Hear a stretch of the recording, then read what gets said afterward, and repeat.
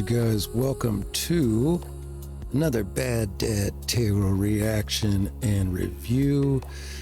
Today we're going to be jumping into a video that I've mentioned this over on my tarot channel on a live stream earlier, where I had already began watching part of this video and then stopped it, and I was like, wait a minute, let me do a little research, let me put something together here for a reaction, because I think it's an important topic right now, especially if you're in the United States or the UK, Europe, and we have a situation going on with our food. What are they doing with our food? This video, where I'm getting it from, is from a channel called A Homestead Journey. The lady, I think I've seen one, maybe two of her other videos. It seems to me like it's just a lot of, it's a compilation. I'm not taking away from what she does, but it seems to me like she just gathers a handful or so of TikTok videos, and then sometimes she'll do a little bit of an intro, and then at the end she'll kind of do the whole, after playing all the videos through as a compilation, she'll say, well, what do you think?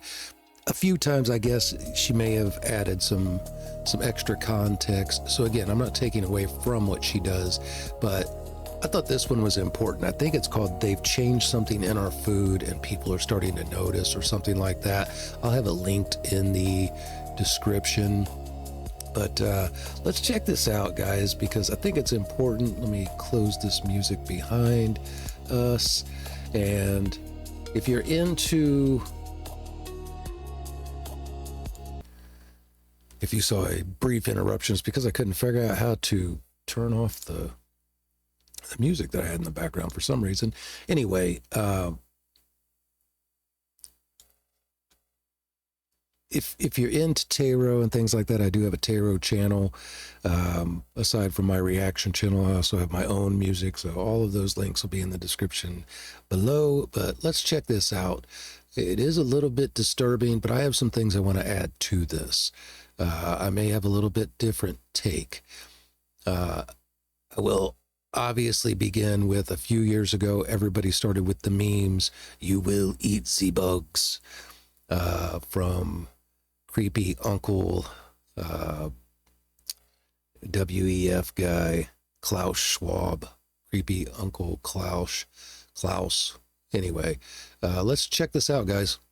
Imitation eggs might be replacing real ones, and this dunking customer caught it on camera, peeling the yolk off like paint. This reheated puck is made without cracking a single egg. Dunkin's egg is held together with 12 ingredients. It starts as liquefied factory yolks, stretched with soybean oil, then seared at 70 degrees in industrial pipes. That slurry gets drenched in tap water and bulked with the same thickener used in latex paint, then frozen for weeks, shipped and cooked for the That is crazy. I mentioned that. There's something else. There's a dough product that is also uses a ingredient that's used in paint, which is crazy. I'll get into some of that here in a moment, but let's back this up. Those are definitely not eggs. Definitely not. I know I'm older than a lot of people who may be watching this, but those are not eggs. I do have a farmer who's also over on, who's a regular in my live streams over on my tarot channel, and I'm pretty sure they would agree. These are not eggs. I don't know what this is. Dunkin's egg is held together with 12 ingredients. It starts as liquefied factory yolks, stretched with soybean oil, then seared at 70 degrees in industrial pipes. That slurry gets drenched in tap water and bulked with the same thickener used in latex paint, then frozen for weeks, shipped and cooked for the third time in a microwave. Subway, Burger King, and Starbucks scanned the same industrial eggs, thickened with a gum linked to gut damage. Look at this shit. Put a magnet that I got from here into the Great Value Chicken. Crazy. That's gross. Hey, this is a farm boy. I'm in the flower section of the grocery. I'm going to mention, I actually just got through eating dinner. I had some great little stuffed, I made them baby portobello mushrooms and chicken. And that is not the chicken I had. I don't know what that is. It's the great value chicken. It wasn't magnetic either.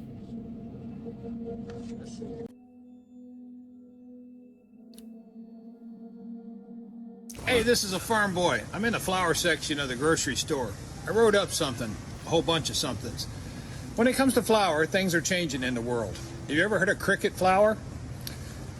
There are at least 6 or 7 countries in this companies in this world that's now using crickets, insects, to make flour. According to Dover's, PepsiCo is looking to use cricket proteins in products such as Cheetos and Quaker granola oats.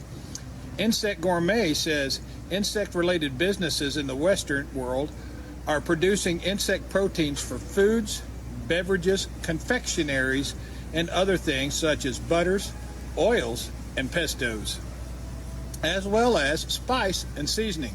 So it's most likely going to show up, not be labeled, and you're not going to know it in pretty much everything you eat. It is Now, again, I'm going to pause here to make commentary. We're probably not going to watch the entire 11 minutes here. I want to get through some of the most, again, I'll link the video below so that you can check the entirety of it out for yourself. What this farmer is talking about, he's not wrong with the insect protein cricket flour. I went and did a little research, and then I also, just as a test, went and kind of asked AI some things about this, and I was surprised to get some of the facts from AI and double check them and check the resources or the sources that were cited as well. But for years now, there is a certain, I can't pronounce the Latin name for it, but there is a certain beetle that has been used forever in, it's a female, the female species of this certain insect, this beetle or whatever, is crushed and it's used for food coloring. It's used in red dye number 4, I think is what it was. We'll double check that here in a few moments because I do have the article that talks about it, but that's been for a very long time. That's been for decades. So using insects in our food is not new. Yes, it's gross, and we'll get a little more into that here in just a few minutes. expected to reach 4.6 billion in sales by 2027 and produce 1.4 million tons of insect protein. ADM, Archer Midland Daniels, is in the process of producing insect foods in Decatur, Illinois right now in partnership with Innova Foods. That's on the ADM website. Exo, which is a company that makes cricket flour, says that crickets are 60% protein. However, Iowa State University etymology department says that crickets are only about 12.9%. And this would explain why the NIH, when they do their comparisons of protein levels in cricket flour, they compare them to plants, not animals. Cleveland Clinic said that about 30% of the cricket farms looked at have parasites that carry disease to humans, and that edible insects are as underestimated reserve of human and animal parasites. Yep, Cleveland Clinic said that they are an underestimated reservoir of parasites to humans and animals.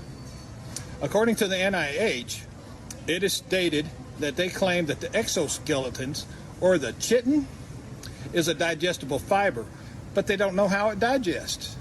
I found that more than just a little curious. And then turn around and say that if you consume chitin, well, it'll trigger immune responses in the body. According to Science Direct, this cricket flour has all the markings for high levels of detectable arsenic.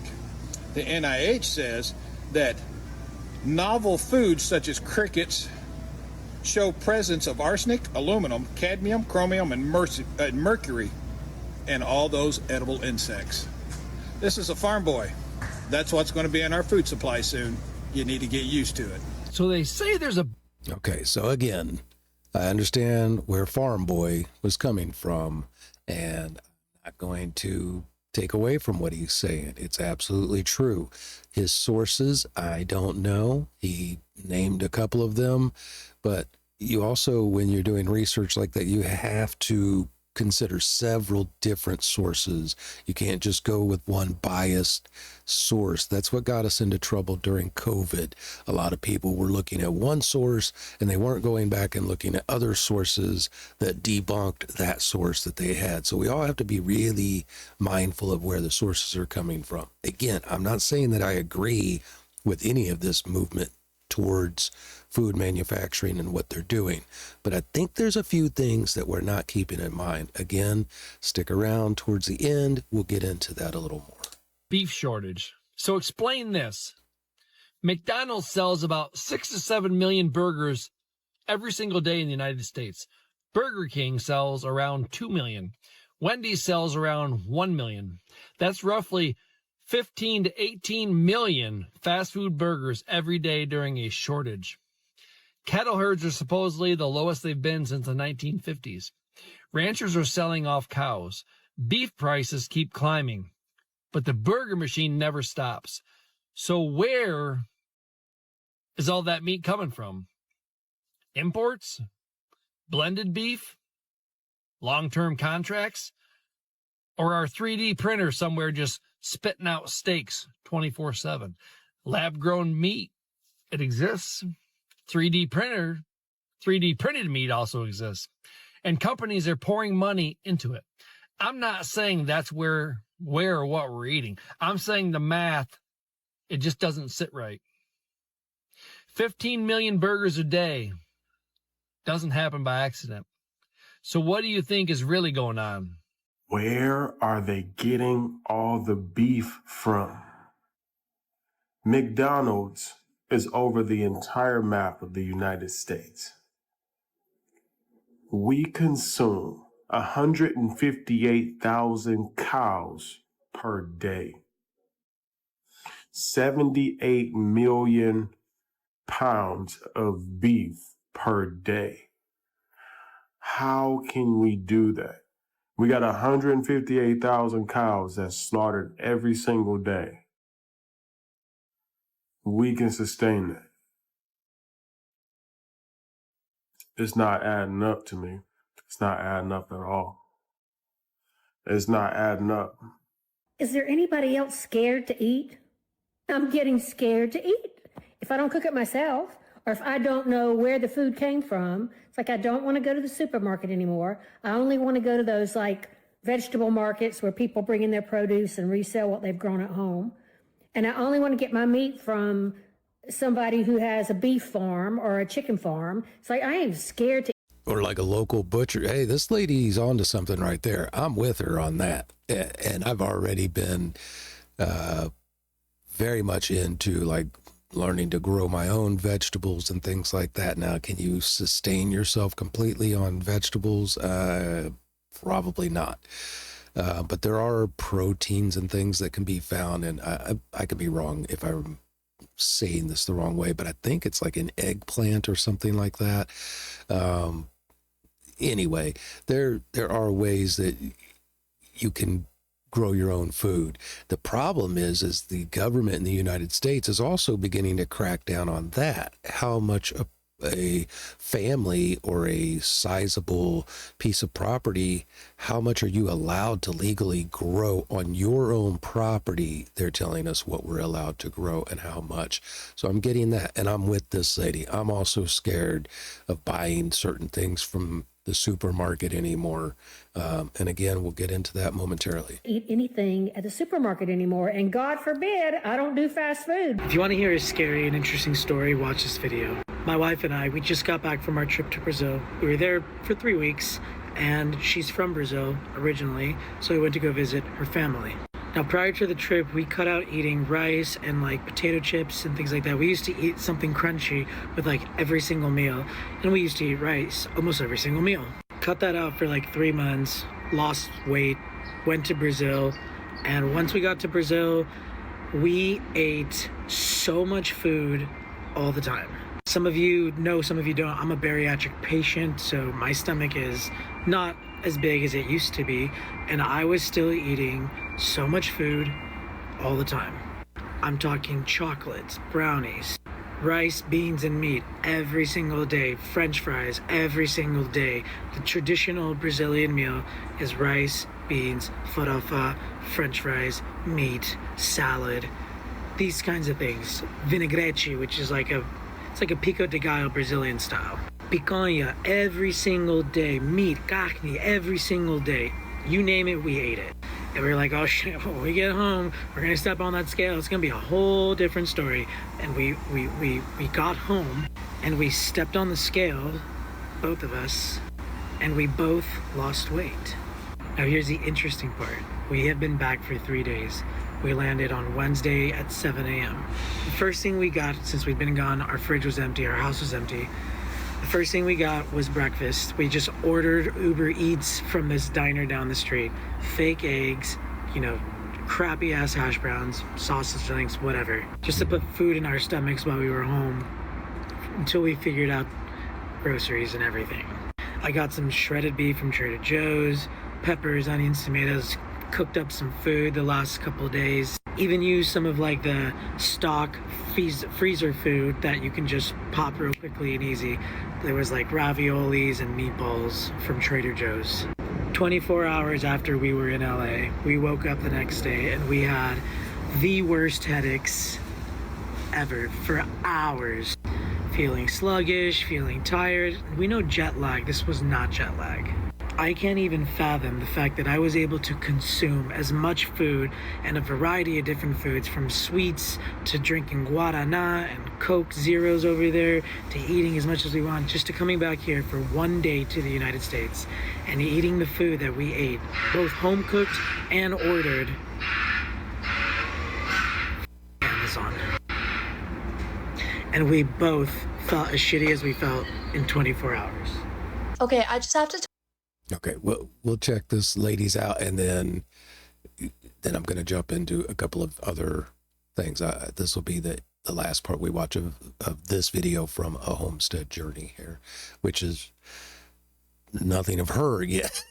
So again, I'm not saying anything about what she does with her content, but this is just a bunch of clips taken from TikTok, and I'm not seeing that she's included. Maybe in the description. I haven't looked, so I'm not going to automatically say she's not, but I'm not seeing any credit given to each of these TikTok channels either. It looks like it's been cropped off to where it doesn't show their channels for whatever reason. I don't know who these people are, but all of this, like, fear is part of the reason I'm not active. I mean, I have a TikTok channel. I do upload some things occasionally from my videos, but I'm not big on TikTok at all. But anyway, that's a different story. talk about this because literally nobody talks about it, but food in America is so bad. Like, genuinely, every time I go on vacation, when I'm supposed to be like eating whatever I want, and I do, I end up losing weight because the food here is so terrible for us. Not just the fast food, genuinely, like everything. I don't know like what they put in the food, but it's terrible. Like, there's something wrong with American food and as a whole, honestly, but I don't know. You know, it's really Okay, this is the lady who we'll go ahead and give her moment here. This is her channel. She's the one that put it all together here. So interesting is that there are so many countries that don't accept imported American food because of these issues. Yep. And I'll talk about that in a it's moment. so funny that we've really come to this in this country. I mean, and you know, I'm grateful for the information, because I grew up, you know, I ate well, you know, in terms of, you know, my mom would cook, you know, a nice meal and everything for dinner and stuff, but we had a lot of things that, you know, people just thought was okay, you know, like a lot of processed foods, processed powders, processed drinks, processed candy, processed, like all kinds of stuff. And these things are I mean, well, you've seen the videos. So let me know your thoughts down below. I know that we have made a lot of changes to the way we eat, my family and I. You know, not that we don't indulge, you know, at times and don't enjoy things from time to time. I'm not going to say and act as if I'm perfect and I stay away from all of these different items and whatnot. Yeah. Okay. So I'll leave her, not to cut her off, but I mean, we get the idea with what she's saying there. Hold on one second. Let me do something here real quick. Okay. So this next clip is going to be something from, I believe it was like 2023, Tucker Carlson, when he was still on Fox. And this is a short little clip. So let's check this out real quick. Okay, so I think I had this paused the entire time. This is a clip from Tucker Carlson show when he was still on Fox in 2023. This is relevant to what we're talking about here as far as what's going on with our food. Your Excellencies, ladies and gentlemen, but we are in the midst of the fourth industrial revolution, which accelerates global change. Global energy systems, food systems, and supply chains will be deeply affected. It means investing into a greener and therefore more sustainable economy. Climate change can lead to an extinction of large parts of our global population.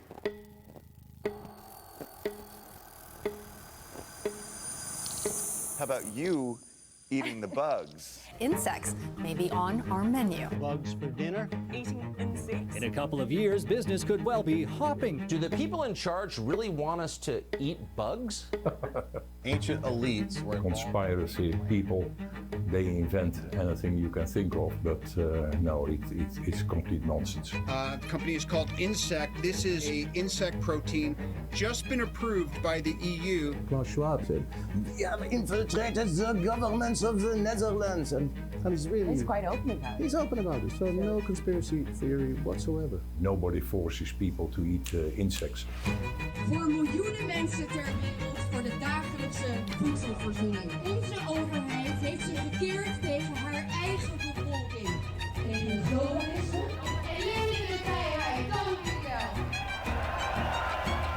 I'm Nicole Kidman, and I am going to eat a full-course meal of bugs.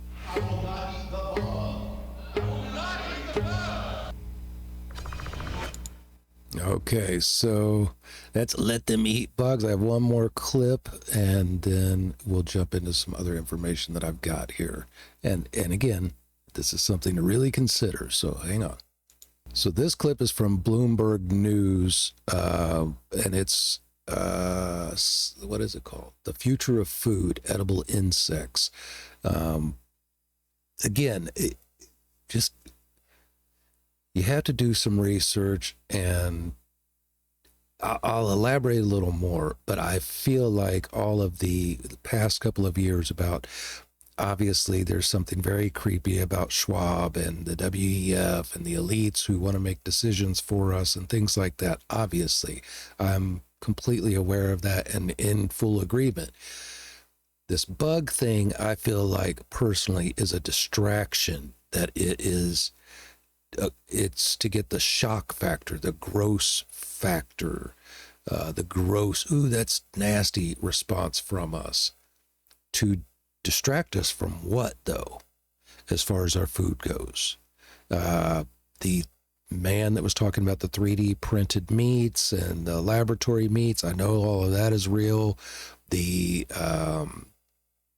imitation meat, I can't remember what, I think it was one of the fast food chains. I don't want to say a name, so I'm not making, untrue allegations or whatever. One of the fast food chains had the almost burger or something like that. I don't know. I try to stay away from fast food as much as I can these days, for other reasons. If anybody remembers the several years ago, like 10 years ago, I think they did the experiment with I think it was like a quarter pounder or something, where and the fries, where they put them inside of like a glass case, and then they just let them for years and nothing molded. The meat didn't spoil. The fries didn't like shrivel up. There was something in it it's all the preservatives that are added to our foods. And to go along with some of the farm boy guy that kept calling himself a farm boy, some of the things he was talking about, those studies applied mostly to European foods as far as the cricket flour and things like that. Yes, it is becoming a reality here in the United States. But over on my Taro channel in the live stream, I also have a friend of the channel over there that is in the UK. And as I was talking about this earlier in the live, I was saying there's a lot of things that are produced in the United States that are illegal or not allowed to be sold in the UK. And I was thinking along the lines of, like, there was some Doritos and some other candies that I was aware of that can't be sold over there. He said that it's illegal to chlorinate their chicken over there, although they're working to pass some kind of laws to change that. And in the United States, we chlorinate our chicken. That's happened for decades. That's not something new. That's something that's been going on. They use chlorine to cleanse our chicken, or it's bleach. They're bleaching our chicken. The preservatives that are added on top of that. There's all kinds of things you already can't pronounce in the ingredients. And even if you try to eat healthy, this is the place, the health foods and all of that, that is where the cricket grain is actually being used the most in foods that are considered organic or vegan or whatever. It's in breads and some other things, if I remember right. Again, I've got a few articles that I'll show, and I'll link everything in the description so you guys can go read these articles for yourself. I'm not going to read full articles, just little parts that are highlighted. But it is definitely, again, I think it's to distract us, like, ooh, you're eating bugs, oh, that's gross. Our ancestors did that for however, hundreds of thousands of millions of years or whatever, depends on where you lean as far as young earth, old earth, all that kind of stuff. But bugs, I don't think that should be our biggest concern. And they are a high source of protein. Are they a high source of arsenic and all of that, like the guy said? I don't know. In the United States, we do have the FDA, and it allows already for, I forget what the technical term is for it, but it's like things that they're allotted to be in our food because they're unavoidable. You have to think about the mass production of food and storage. So not only in the production and packaging, but also in the storage of it, both prior to packaging and after packaging. You're going to attract rodents big time. So they have to use certain deterrents and whatever. The FDA allows like certain rodent hairs or exoskeletons of bugs or whatever to end up in the food. They allow certain amounts because you cannot avoid that. It's impossible.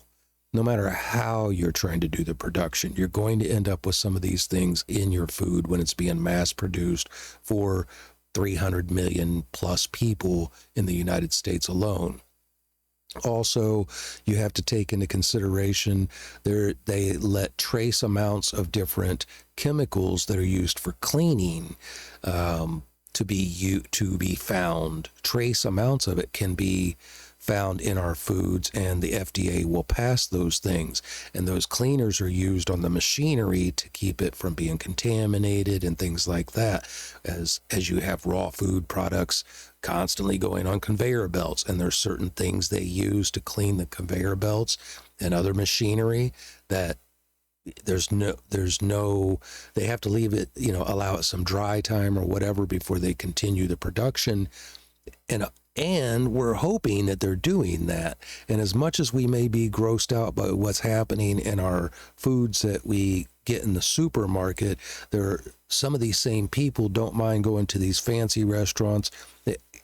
I brought it up to AI when I was talking about it, or talking about this circumstance or this subject, with AI. And I brought up the movie Waiting with Ryan Reynolds from several years ago. And there's some things that happen in that movie that show the worst of the things that could happen in the kitchen. But from the time you order your food in a restaurant or fast food, especially, whether there's something malicious like exhibited in the movie Waiting, or if it's just human negligence.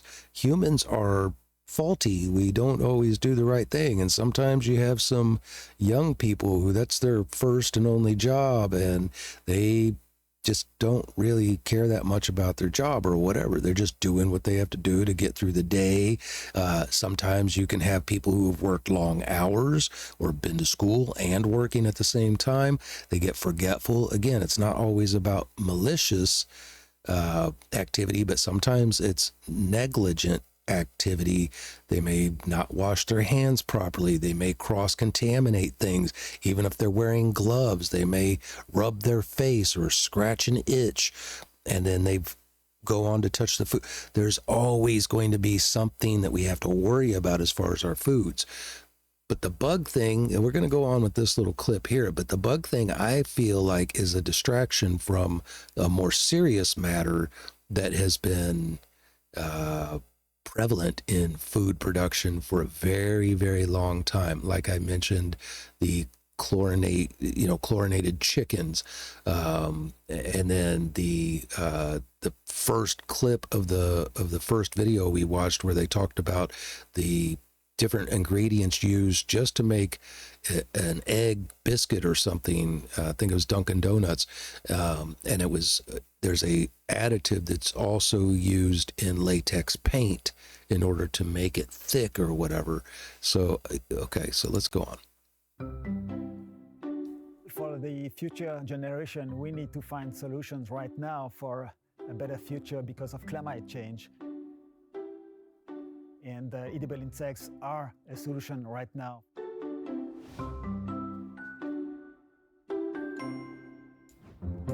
Climate change is prompting a re-evaluation of animal-based proteins across the food sector.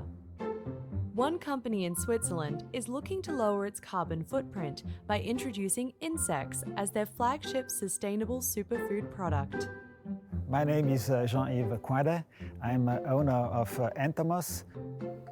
We are selling a food product made with edible insect. In Switzerland, 3 types of insects are allowed. These are the mealworms, the crickets, and the locust. The insects, they don't have a strong taste. The advantage is that you can marry it with a lot of different ingredients. Entomos, we are producing snacks, for example, chips or tortillas. We are also producing flour, which can be used for a bakery. We are also producing a flexi burger, which is a burger made 50% of mealworms and 50% made of beef. C'est funny.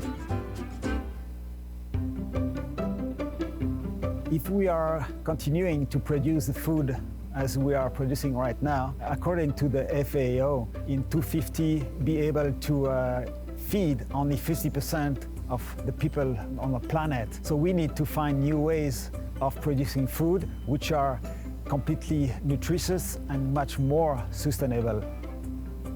What is absolutely amazing with insects is that they can transform the waste we are producing into superfood, which is a completely virtuous circle.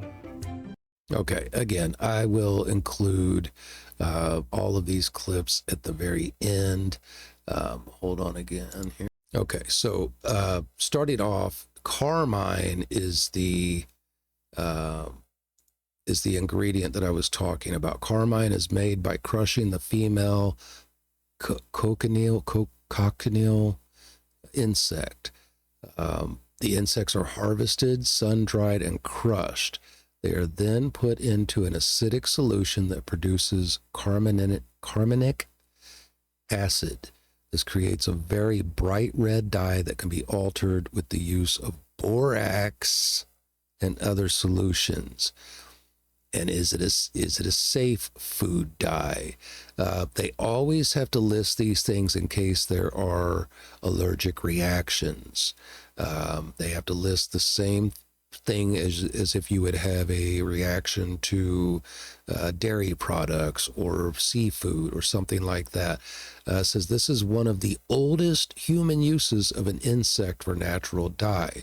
There are reports that it takes about 70,000 insects to produce just 1 pound of dye.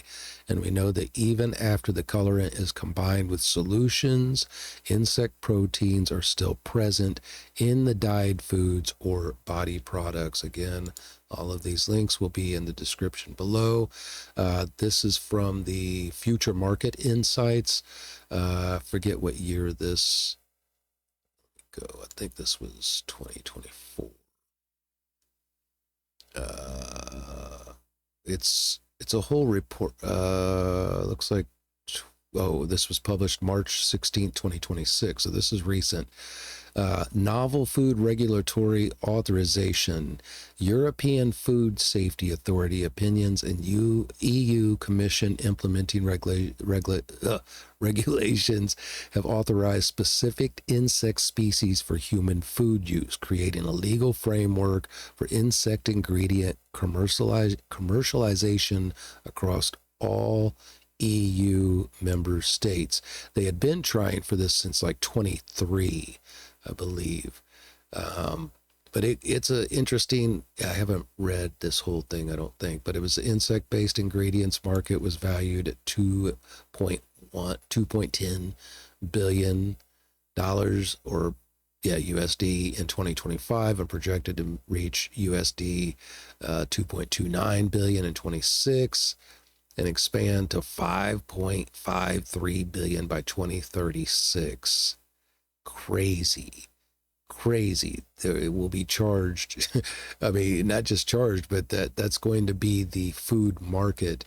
And this was going back up here, this was a article by shinv.org. Insects on the menu. What does the legislation say? And is it ethical to eat insects? And going down here quickly. Considering the existing regulations, the novel food status, and the allergenic power of cricket powder, there is no risk of it being a hidden ingredient in any marketed foods. The designation of this novel food on the labeling will be Aceta domesticus. I think that's it, but it's house cricket, partially defatted powder. So they have to, even in the U.S., it has to be labeled as to what it is if you read the ingredients. In close proximity to the ingredient list, the manufacturers will have to add a warning statement as the partially defatted cricket powder may cause allergic reactions to consumers with known allergies to crustaceans, mollusks, I don't know how you pronounce that either, and products thereof, and to dust mites. So again, it's not going to be used in all food. It's not like they're going to sneak it into our foods, which is what a lot of these people who were worried about the food, the eating, they'll cause you to eat bugs. Do they really want us to eat bugs? And then NPR, for whatever reason, in 2023, after calling for people to eat bugs, NPR now says bug eating push is just a right-wing conspiracy. No, it's not a right-wing conspiracy. It is a reality. And it says claiming the global elites are pushing people to eat bugs, an antiseptic trope. Now, the reason why they're relating this to the global elites is because it was the WEF. It wasn't Klaus Schwab. It was a lady. I think it was a lady. It might have been a gentleman, if you can call them gentlemen, who said something about needing to explore the right around COVID, saying needing to explore the use of insect protein in order to provide food for people because there was going to be a global food crisis and all of that. And then we have from the IFPTI, I'm not sure who they are here, but this is review of U.S. state level entomophagy. Yeah, I don't know some of these words. I'm not a dummy, but I don't know that word. Yeah, I'm not going to take it time to have Google pronounce it for me either. But this is regulation in 2015. Going down here, the highlighted part was insect food producers are currently regulated by the FDA. This is 2015. Using good manufacturing practices. However, these GMPs are subject to a variety of interpretations. And this has to do with the FDA has published guidance documents and provided regulations for seafood and juice processors, incorporating hazard analysis and critical control point principles, which provide industry and regulators with consistent, sound scientific evidence to ensure the product and process is safe. However, the FDA has not provided guidance for insect food processors at that time.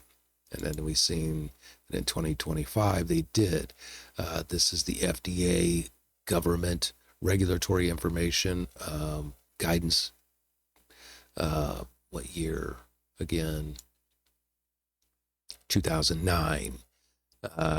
This is in question and answers about small entity compliance guide, declaration by name on the label of all foods and the cosmetic products that contain cochineal extract and carmine, which again was that red dye.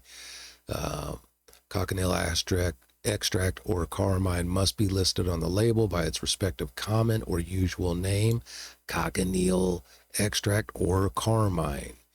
Where must cochineal extract or carmine be declared on the label? It must be declared in the statement of ingredients in accordance with, and it cites the regulation. So it has to be labeled. It's not something that's just going to be snuck in on us, guys. That's not how it goes. Now, switch here real quickly to let's go back here. Bring this up. Hang on. Let's bring that back up. Here we go. This was part of the conversation that I was having, and AI kind of broke it down. I was talking about it's a gross factor versus really being aware of what's in our foods. This is the gross ingredient, cricket flour. The industrial ingredient, something I cannot, carbonamide,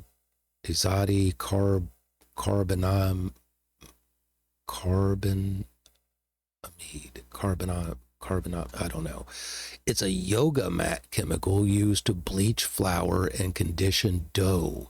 It is banned in the EU and Australia, but legal in the United States. The gross ingredient, mealworm protein. The industrial ingredient, potassium bromate, a powerful oxidizing agent used to make bread rise higher.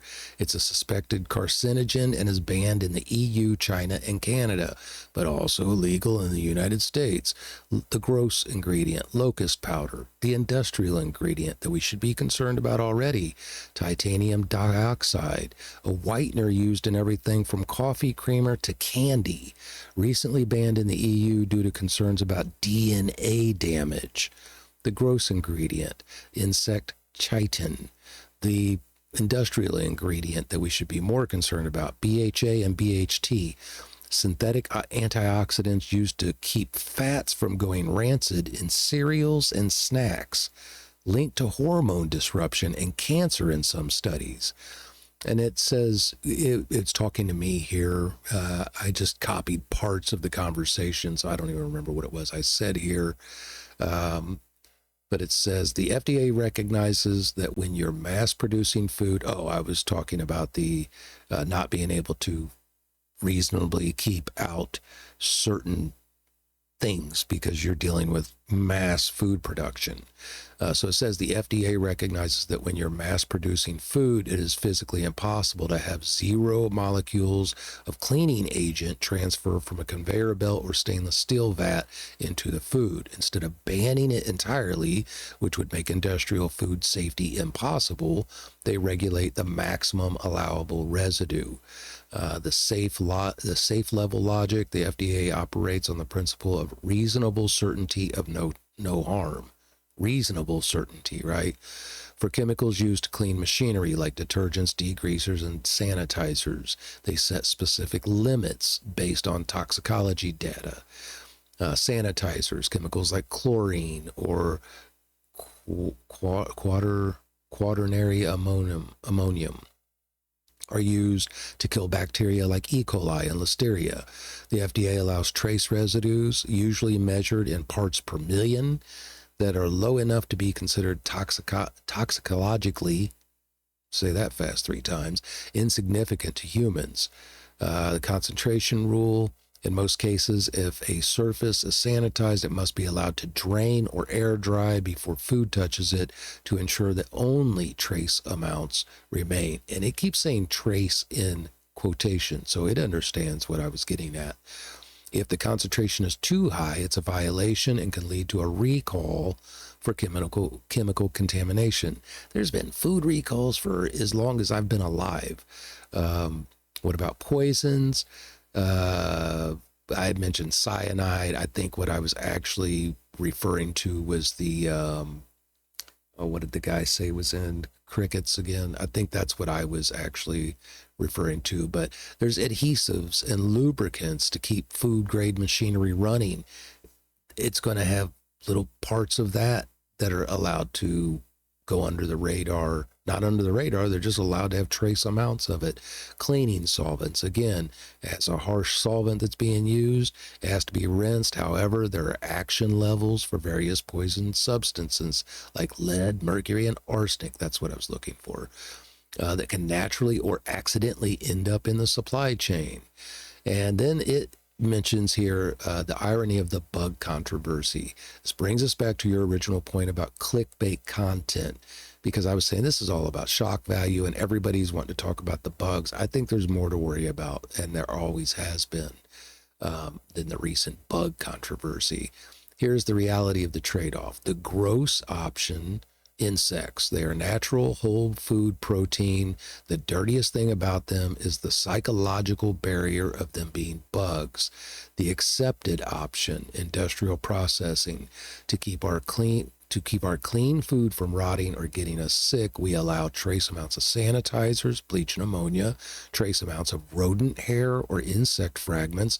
The FDA actually has Defect Levels Handbook that explicitly allows a certain number of bug parts per 100 grams of chocolate, peanut butter, and flour because they are unavoidable in farming.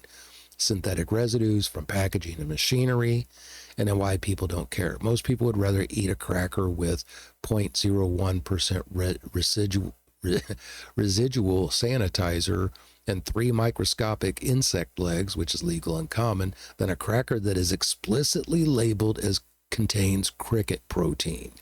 The controversy works because it targets our visible disgust, bugs, while ignoring the invisible systemic reality, industrial chemistry, and unavoidable agricultural defects. It's much easier to get a million views by shouting about the Great Reset and bugs than it is to explain the nuances of Title 21 of the Code of Federal Regulations regarding indirect food additives. And then it goes into talking about what is actually allowed. For wheat flour, the FDA allows, on average, 1 rodent hair per 50 grams. Chocolate, they allow 1 rodent hair per 100 grams. Peanut butter, they allow an average of 1 rodent hair per 100 grams. And while the idea of rodent hair in your peanut butter is gross to most, the FDA classifies this as an aesthetic defect rather than a health hazard, provided the facility is following basic sanitation. Then it goes into talking about a little bit about the poison trade-off, which I already talked about, and why the bug outrage is a distraction, which is what my whole point was. This brings us back to the irony of the eat bugs controversy, or controversy for my people across the pond. The people making clickbait videos about Klaus Schwab forcing us to eat crickets are often the same people eating products that legally contain fragments of wild insects, aphids, mites, and beetle parts that were harvested along with the vegetables, legally contain trace amounts of rodent hair, were processed on machinery cleaned with chemicals that have higher toxicity profiles than a ground-up cricket, and the disgust, quote unquote, is selective. Most people are perfectly fine with unintentional filth as long as it's below the FDA limit and they can't see it. But they are outraged by intentional insect proteins that is farmed in a sterile environment and clearly labeled. In the end, as you noted, speaking to me, the reaction is what sells. It's much easier to scare people with a picture of a worm than it is to explain that their favorite cereal legally contains a specific amount of insect filth anyway, and rodent excreta or excretion, simply because that's how industrial farming works. So again, that's kind of where I was going with all of this. And I don't know, you guys let me know in the comments what you think about all of that. Until then, eat the bugs.